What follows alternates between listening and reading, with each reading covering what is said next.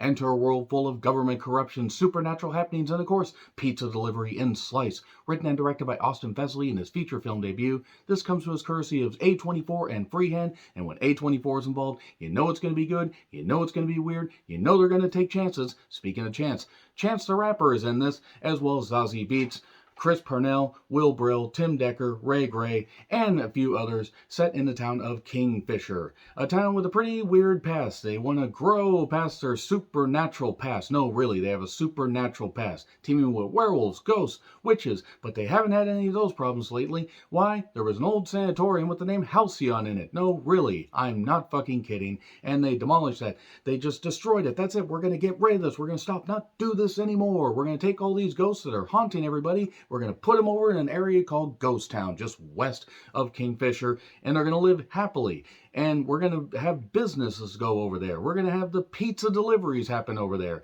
And they do, and then people start getting offed.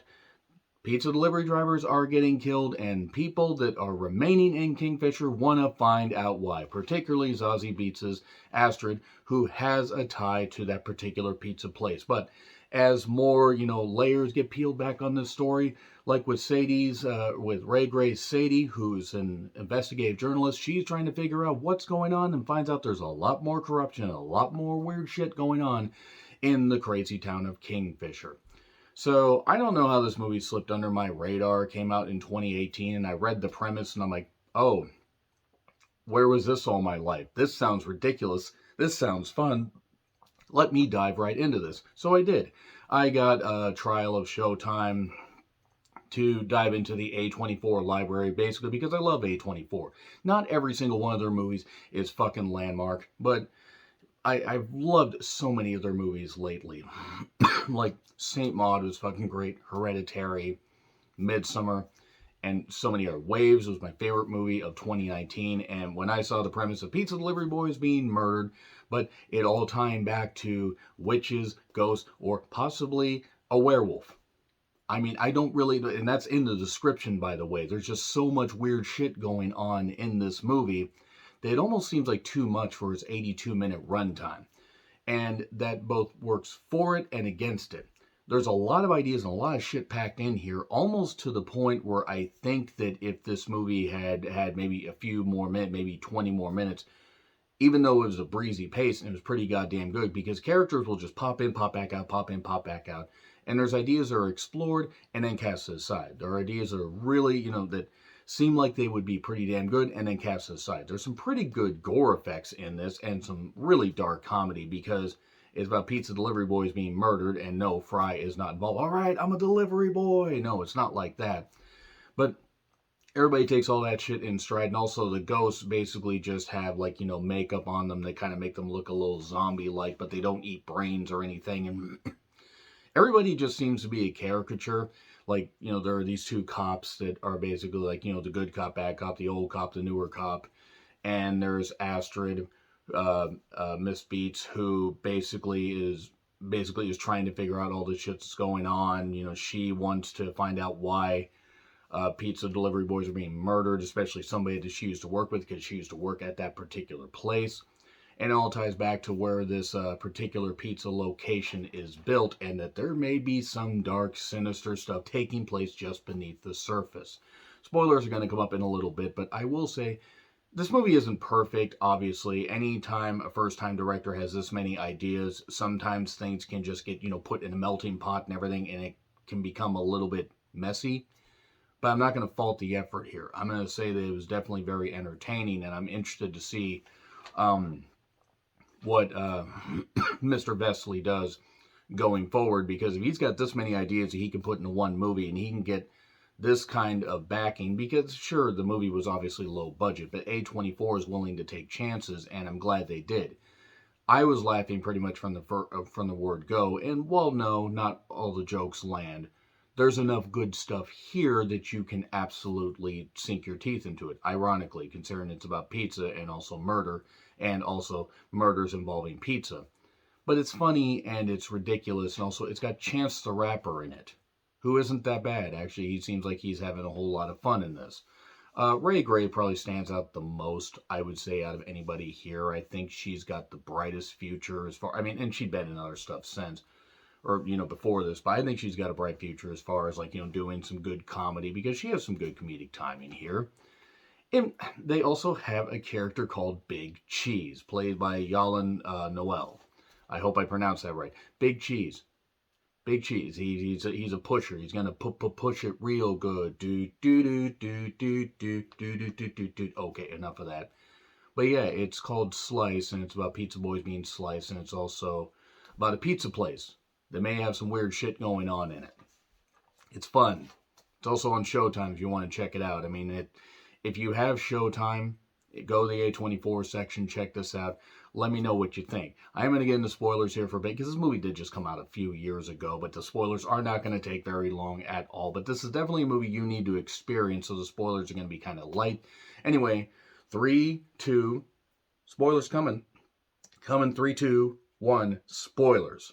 So anyway, a lot of people end up dying, including Astrid, because Astrid sees that a former friend of hers ends up getting killed, or actually a former lover of hers. She was somebody that she was really close to at the pizza place, which is called the Perfect Pizza Place. Relax, Perfect Pizza Place. And they did do a funny comedy thing with the guy's eyes bugging out. And there's somebody that's just knifing the people, just knifing them along.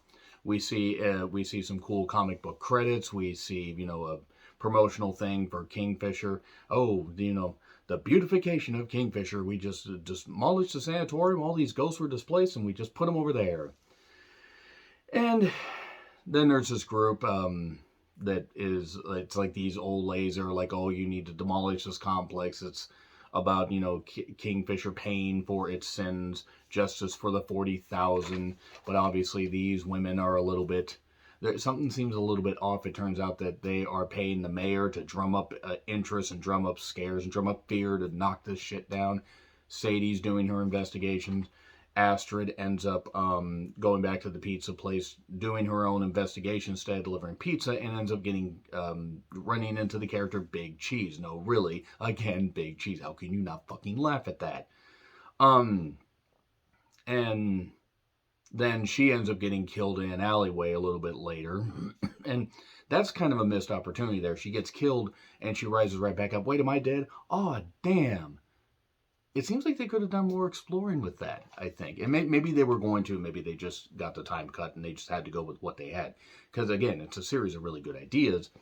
But this Justice for the 40,000 group turns out to be full of witches. Because, obviously, why the fuck wouldn't they be full of witches? They haven't had witches. They had a werewolf there for a while. Who's the werewolf? Wait, Chance the Rapper is suddenly back. Chance the Rapper is a werewolf. And he finally reveals his werewolf powers at the end, and it's really fucking hilarious. And Sadie keeps trying to do her investigations, trying to be like Velma and everything. Actually kind of looked a little bit like Velma. And I mean that in a positive way. One cop thinks that it's Dax, Chance the Rapper's character, but it's obviously not him. And it's somebody else. It's the Justice for the 40,000 group that's just out there killing people. But then somebody else decides to go out there and kill people after that group decides to kill the mayor. And the mayor is alive, by the way. So basically, it's a mixture of just people that look a little ghostly with wounds, and then pizza stuff as well.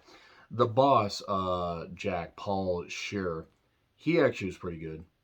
He does stand-up comedy. He had some good comedic timing in this. And overall, the movie hits a lot more, gets a lot more right than it doesn't get right. Again, the issue really is just all the ideas and all the other stuff are just mixed in. It's like a melting pot of ideas, and some bubble to the surface, and some just kind of sink. And maybe it could have been more fleshed out with a little more funding, a little more time. I'm not really sure, but it's something you could explore and possibly do a sequel to. I don't know if we're going to get Slice 2 Electric Pizza Boogaloo, but what is the deal with this pizza place? Why do so many people want this complex torn down? Well, it turns out actually there's this portal to hell beneath this pizza place. Obviously, why wouldn't there fucking be a portal there? Well, what ends up happening is, despite the best efforts of this one character, Joe, who actually is pretty hilarious because he's an undead guy working at a pizza place. I imagine body parts are falling off like he's a goddamn leper. Jack says, okay, I found out there's a pizza or a portal to hell underneath my pizza place. I'm going to blow this shit up. Oh, damn. Now the undead are coming out here and doing all this stuff. Also, one of the employees at the pizza place, Heather, decided to just suddenly be a witch because why the fuck not? And everybody just does all their killing. Well, Astrid does, even though she's undead. Now she can't die anymore, so she's going to start what she's fighting for. And then everybody's fine. Everybody's basically fine. And then Dax decides to leave, and the cop says, "Godspeed, you cheesy werewolf. Godspeed, you werewolf." Yeah, that was just kind of funny. A lot of good dialogue in here. I probably screwed up that line in all honesty because I was writing down so feverishly. I probably should have paused this shit. But the whole point is the movie was quite a bit of fun. Is it perfect? No, it's not. There are issues, the issues I mentioned before. But overall, pretty damn fun. I'm going to give it a B plus for entertainment. As far as a movie, I mean, it probably wouldn't get that high of a grade, but it was entertaining. So let's see what more Austin Vesley does. It'll be interesting to see if he can manage to do a sequel to this, but it certainly wasn't that bad. Let me know your thoughts in the comments. Like, share, subscribe, Twitter handle in the description. I'm John Retlin. I'll see you soon.